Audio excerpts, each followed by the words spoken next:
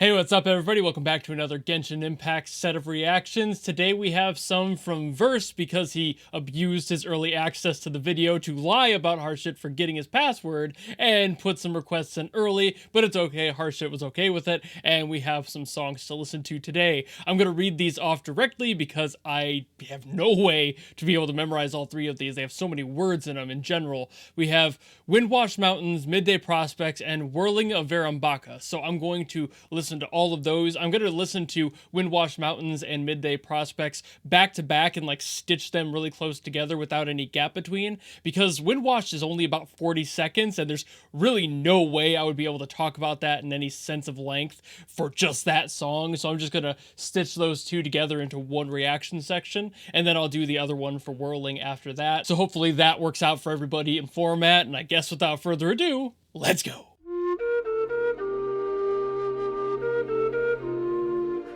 Ah, it's so nice. Is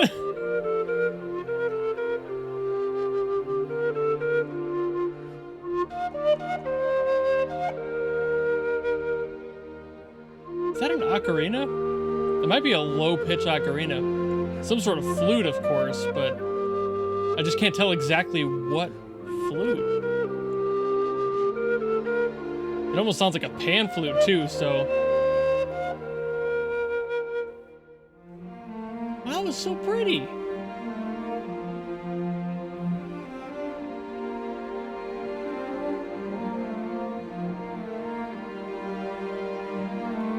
Why does this sound so familiar, actually?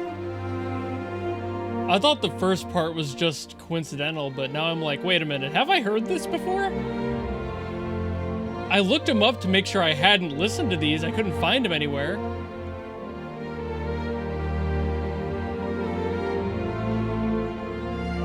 Maybe it's a motif thing?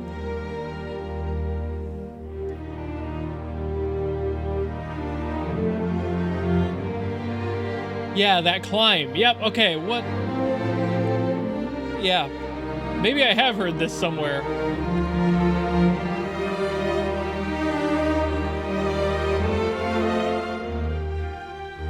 Love that energy swell. Yu-peng Chen knows how to do that so well. It fills up the room with all of that noise. It fills up your heart, you know?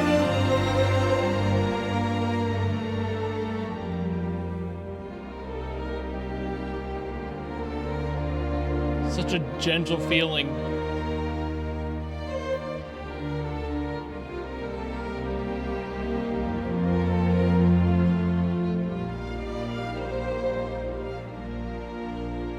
Oh, and a perfect resolution. Nothing left hanging there. Every single note landed so perfectly at the end. So I'm still kind of interested that I feel like I've heard that somewhere before. It's very likely that might have been like one of the live shows or something that I've heard that motif in, and it was just something they were using to like lean into the rest of the songs and move forward from something else, or maybe how they started it, because that song could totally work out as like the first song of a concert. I would totally understand that, but it just sounds so weirdly familiar that I'm feeling like I have heard that somewhere before. But nonetheless, my overall thoughts on it, beautiful. It just feels exactly like the flow of the breeze, like in your hair, in your face, and you're just kind of standing there taking it all in. It's just such a profound feeling, and being able to do that with the swelling of all these instruments and just constantly bringing them back in and out and just letting that churn, you know, like just giving it the time for you to feel like you are in this space and allowing that breath to really lock itself down. That's really what Yu-peng Chen did the best in his time making music for this game. Is he knew exactly how to pace certain feelings to different parts of the world. And obviously the newer composers have still done that very, very well, but there's just a flavor that Yu-peng Chen had that can't really be replicated, but I'm also glad that the newer composers aren't trying to replicate his whole thing, you know? Like, they went off, did their own thing, and it sounds gorgeous, and I love the new stuff as well, but there's just such a flavor that I don't think you can really fight with when it comes to Yu-peng Chen's true influence on the sound here, and this just feels so much like the early game, you know? Like, I'm not a player of Genshin, I never played Genshin, but at the same time, this song kind of embodies that feeling of just starting. And I assume that this song probably came from the first like chunk of the game, maybe the first area or first couple of areas, because it just has that sort of feel. There's still this essence in that breath that you're getting in this song, that there's still more out there and there's still so much expanse in front of you that you have yet to explore. And it's really just that swelling kind of causing that entire breathing pulsate that's happening through this entire piece. It's really hard to find the words to say exactly what I mean to describe that exact sensation, but it's just Yu-peng Chen. It's just something he's really good at. It's his calling card in a way. It's his staple. It's his thing, you know?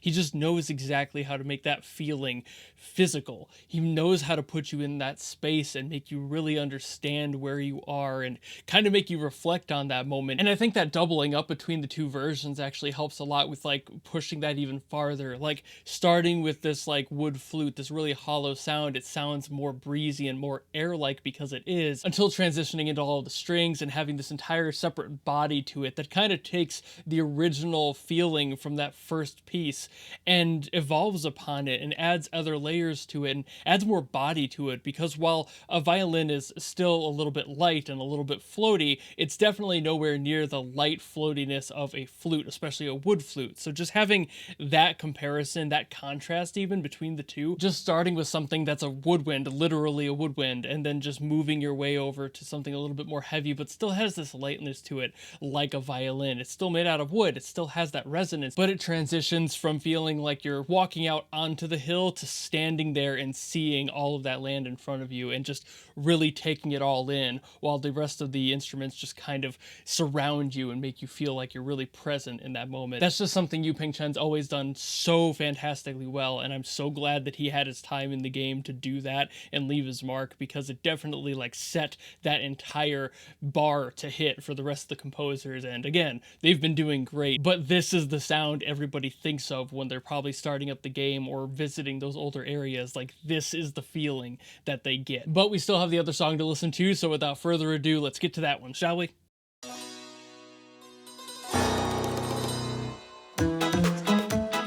Okay, completely different. All right. I have to rewire my brain after that.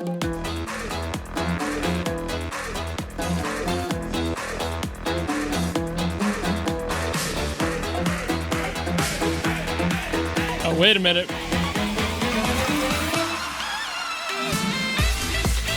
Woo! Hell yeah, okay.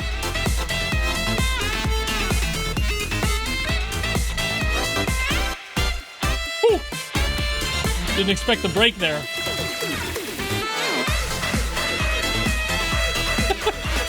This is just... it's a whiplash from that last one.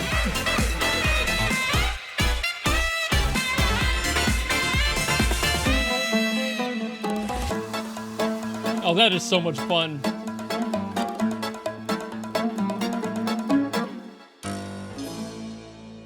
Nice resolution there at the end too. Man, it's just such a weird... it's just such a clash from the last one. This had so much different and more energy. It just kind of caught me off. This is the theme song of a quirky little sassy piece of shit, and I have no problem saying that, and I don't necessarily know if that means that the character is kind of just like a bitch, or if they're like super fun and like outgoing and really happy and just bouncing around, because that's kind of what the song would suggest at least. But also it's very possible they're just kind of eccentric in a different way. That eccentricism in music can mean so many different things, so I don't like to just marry a single thought a lot of the time, because I really don't know what they're going for with these. Because yeah, there's a lot of characters in this game that I could totally call eccentric, but eccentric is such like a broad term to set down too, because it can mean anything from like, oh, you're the weirdo who eats like soup with a fork, or you're somebody who's just so intelligent compared to everyone else around you that you're just kind of like, meh, And it's like, that's you. Like Calcit from Arknights, for example, a great example of that sort of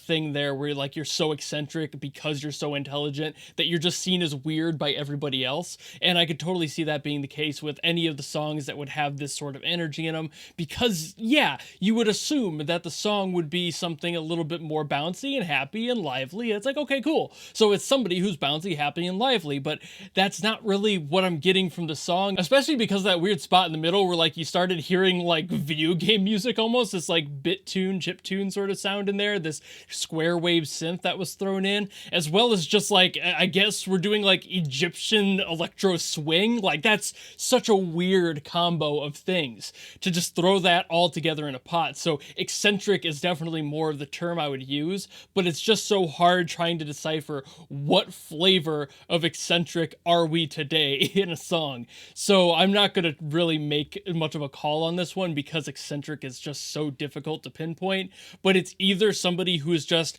a goofy goober jumping around off the walls and is just an extremely type A personality sort of character, or it's kind of the exact opposite where they're just so eccentric because they're so intelligent and it's kind of daunting to get near them maybe, or they just think so highly of themselves that they're just kind of like passe and blasé about every single thing. Like they just don't care what your problem is because what they know is true, is fact, and like that's it. There's no other argument to be had there. They just know what they know, and if you're going to argue that, you're dumb.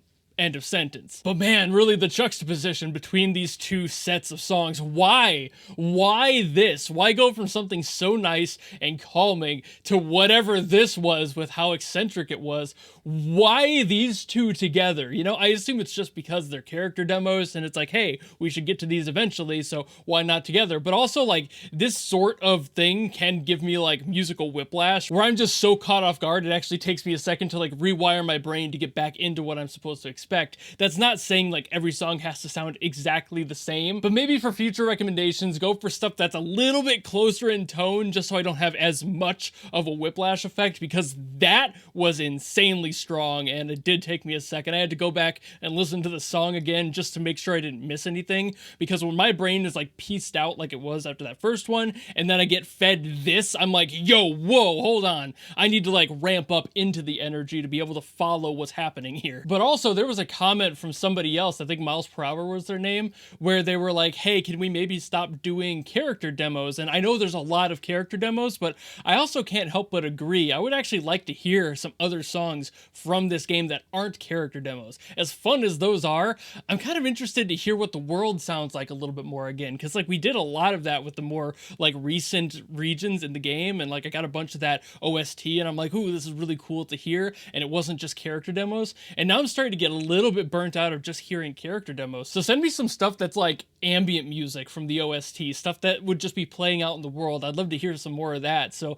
that's what I'm going to try to focus on for the next request. So if you have stuff like that, leave it in a comment down below and I will do my best to get to it as always. And of course, if you just like this video and you want to follow me and support me for other stuff in the future, you know how to do all that. And I will see you all in the next video. Goodbye!